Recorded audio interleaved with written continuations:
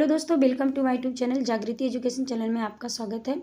आज मैं आप लोगों के सामने भारतीय संविधान की कुछ महत्वपूर्ण समितियां लेकर आई हूं जो आपके आने वाले एग्जाम के लिए अति महत्वपूर्ण है।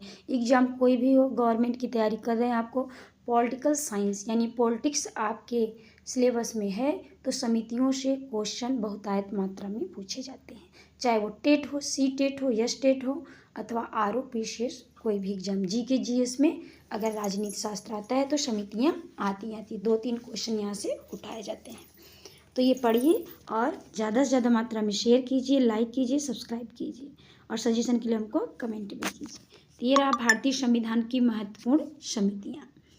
पहला है मसौदा समिति, डॉक्टर BR अम्बेडकर इसकी स्थापना, इसके अध्यक्ष कौन थे ये बता रहे। संघ समिति के अध्यक्ष पंडित जवाहरलाल नेहरू। आप इसको नोट डाउन भी करते हुए चल सकते हैं। जैसे मसौदा समिति के अध्यक्ष कौन थे तो BR अम्बेडकर थे। संघ समिति के पंडित जवाहरलाल नेहरू थे।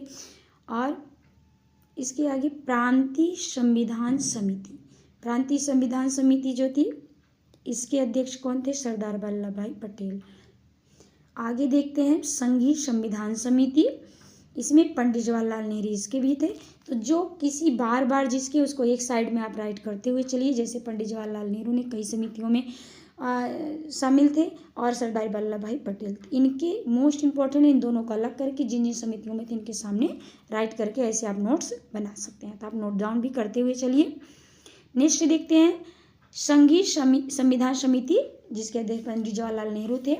सलाहकार समिति, देखो जवाहरलाल नेहरू और सरदार वल्लभ भाई पटेल बार बार आ रहे हैं तो इनको अलग से नोट करके इनके नीचे जितने हो सब लगाते हुए चलिए। सरदार वल्लभ भाई पटेल ने सलाहकार समिति की भी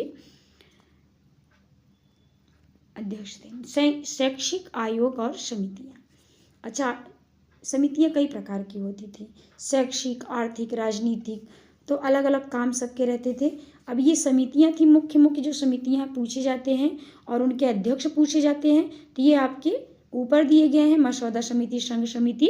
अच्छा ये मसौदा समिति बार बार पूछी गई है, कई बार टेट, सी टेट और यहाँ तक कि PCS में भी क्वेश्चन यहाँ से पूछ लिया जाता है, मैचिंग में आ जाता है। तो डॉक्टर BR अम्बेडकर थे। अच्छा इसके नाम 3 होते हैं, ऐसे दिए जाते हैं इसके नाम। जैसे मसौदा समिति को ड्राफ्टर समिति भी कहते थे, इंग्लिश में ड्राफ्टर कहते, कभी कभी इंग्लिश का वर्ड हिंदी में लिख के आ जाता है कि ड्राफ्टर समिति।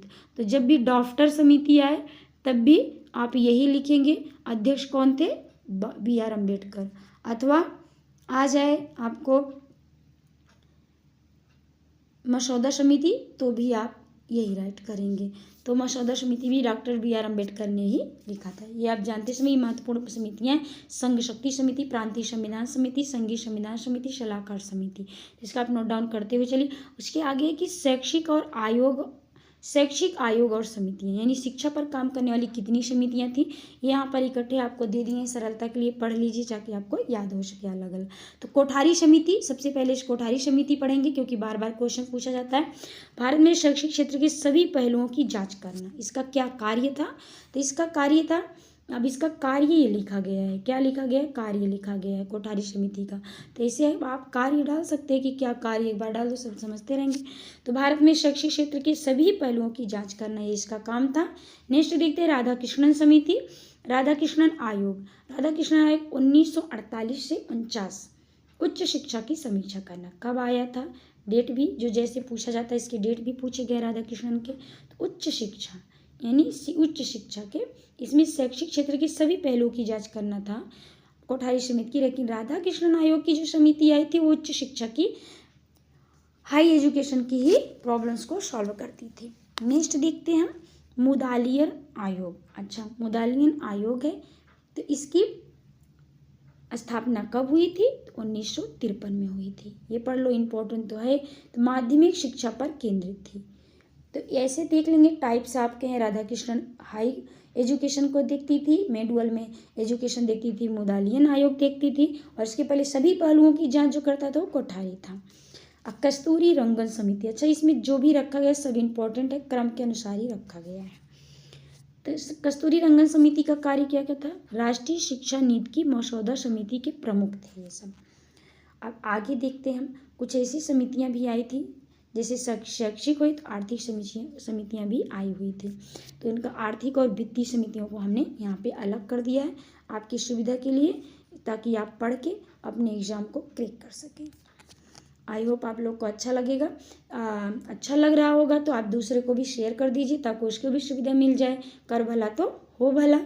तो अच्छी चीज़ें सबको भेज दीजिए, देनी चाहिए। पढ़ता वही है जिसका मन एकाग्र रहता है। एकाग्र मन से पढ़ो, नियमित पढ़ो, डेली अभ्यास करो और डेली लिखते हुए चलो तो जल्दी याद होता है। आर्थिक और वित्तीय समितियाँ, तो यहाँ पर देखिए आर्थिक और वित्तीय समितियों को हम देखते हुए याद करते हुए चलते हैं।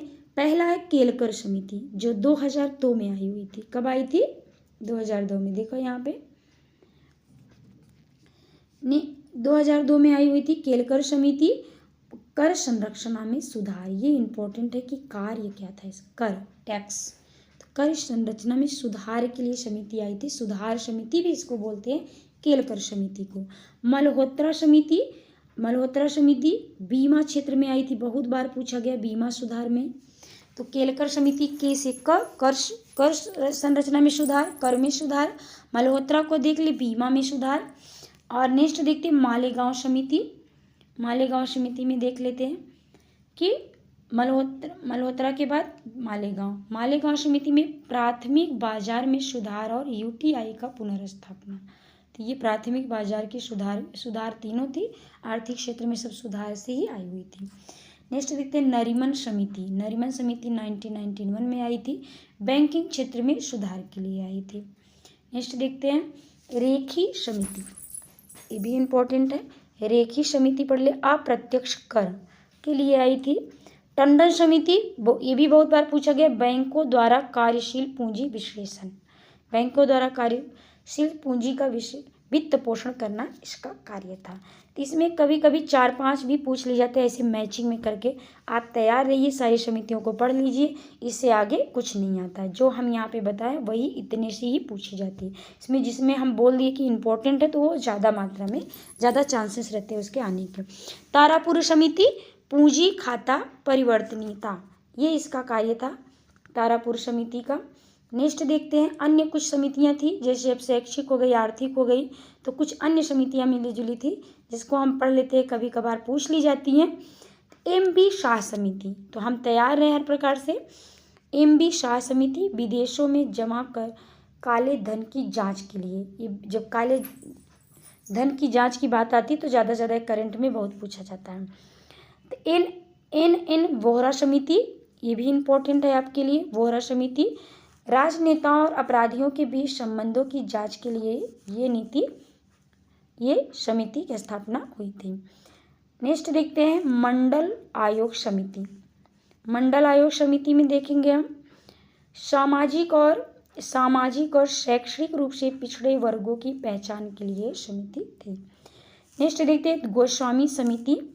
तो गोस्वामी समिति भी इम्पोर्टेंट है, आप इसको नोट डाउन कर लीजिए। गोस्वामी समिति है जो औद्योगिक क्षेत्र में सुधार के लिए है। अगला है खतंग वर्किंग ग्रुप, ये भी पूछा जाता है, तो खतंग वर्किंग ग्रुप भी देख लीजिए, जैसे जिसका क्रम रखा उसी हिसाब से ये इम्पोर्टेंट है। तो विकास वित्त संस्थान है। भंडारी समिति, क्षेत्रीय ग्रामीण बैंकों की पुनर्स्थापना। भंडारी समिति भी ज़्यादा पूछी गई है कई बार, तो आप इतनी समितियों से ज़्यादा कोई और नहीं आएगा। आप यही समितियाँ पढ़ लेंगे तो एग्जाम क्रैक कर लेंगे। इसमें जो इम्पोर्टेंट, मोस्ट इम्पोर्टेंट, उसको लगा के आप जैसे मैंने बोला उसी हिसाब से लिख लीजिए। नेक्स्ट और आप इसको नोट डाउन करेंगे तो आपको जल्दी याद होगा और रिवीजन के लिए आपको हेल्प भी करेगा। So thank you all of you. फिर मिलते हैं नेक्स्ट वीडियो में नेक्स्ट मोस्ट इम्पॉर्टेंट टॉपिक के साथ। जय हिंद, जय भारत।